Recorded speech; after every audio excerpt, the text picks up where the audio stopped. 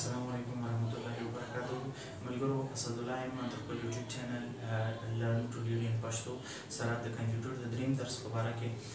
نن څنګه د کمپیوټر دریم درس چې دی هغه هیستوري اف کمپیوټر یعنی د کمپیوټر تاریخ دی لکه څنګه چې تاسو ته معلومات په کوم موبایل باندې چې تاسو دا ویډیو ګورئ نو دا موبایل چې جوړ شوی دی او تاسو لاس ته رسیدلی دی د دې تر شا د ډېرو خلکو محنت او خواري وه زرګونه کاله پخوا چې کله انسانانو په دې ځمکه باندې ژوند کاوه نو د انسانانو سره د حساب دپاره ماشین نه و نو هغوی به حسابونه په ګوتو باندې کول په لرګو باندې به یې کول یا په تیږو باندې به حسابونه کول نو بیا چې دی په همدغه لړۍ کې یو ساینسدان د کرایمر په نوم باندې هغه راپاڅېده او د ابیکس په نوم باندې یو کلکولیټر جوړ کړ د کمپیوټر شروعات چې دی دا د کلکولیټر نه شوی دی ټولو کې اول کلکولیټر جوړ شوی دی بیا پس د هغې نه چې دی هغه کمپیوټر جوړ شوی دی نو کله چې دا کرایمر په نوم باندې یو ساینسدان راجیک شو د ابیکس په نوم باندې یو ماشین جوړ کړ دا ماشین چې په مرو باندې جوړ شوی و نو دې باندې صرف جمع او منفي کېده 300 کاله چې پورې چې دی همدغه ماشین چې دی په دې باندې کار وشو د ابیکس ماشین خلکو استعمال نن سبا دغه ابیکس ماشین په مکتبونو کې ماشومانو ته په هغه باندې حساب ورښودل کېږي او په ځینې انسټیټیوټونو کې چې کوم ړانده خلک یې په سترګو باندې معذور وي هغې خلکو ته د دې پاس ابیکس په نوم باندې چې دی حساب ورزده کول کېږي بیا په همدې لړۍ کې دویم ساینسدان چې د هغې نوم بلیس پاسکال و بلیس پاسکال دی یو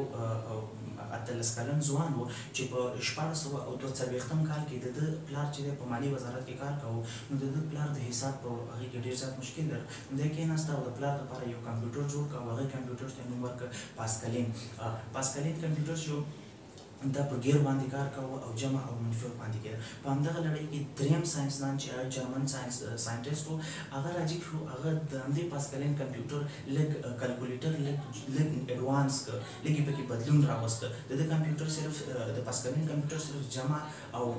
منفي کولی شوه د جرمن ریاضي پوه چې کوم کمپیوټر جوړ کړ د جمع هم کولی شو منفي هم کولی شو ضرب هم کولی شو تقسیم هم کولی شو نو دا د کلکولیټر بیسیکلي یو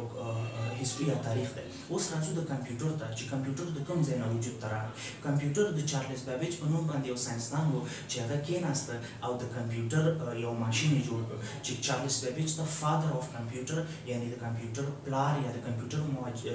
ایجاد کوونکی یا تاسیس کوونکی ویل کېږي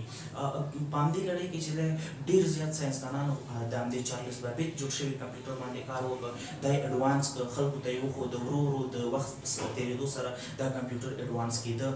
په ویکیوم ټیوبز باندې به کار کاوه پخواني کمپیوټر ډېرې زیاتې غټې وې د کوټې قدر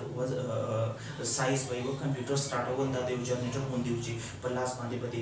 ګیر هغه تاوه و هغه باندې به کمپیوټر سټارټ شو ځینو پرزو به داسې حرکت کوو ځینو پرزو به داسې حرکت کوو د انسان د خوا نه په کمپیوټر باندې اول سوال چې دی 2 جمع 2 شوی دی چې ځواب یې 4 ساعته بعد ورکړی و چې 2 جمع 2 4 کېږي دا د انسانانو د خوا نه په کمپیوټر باندې ټولو کې اول سوال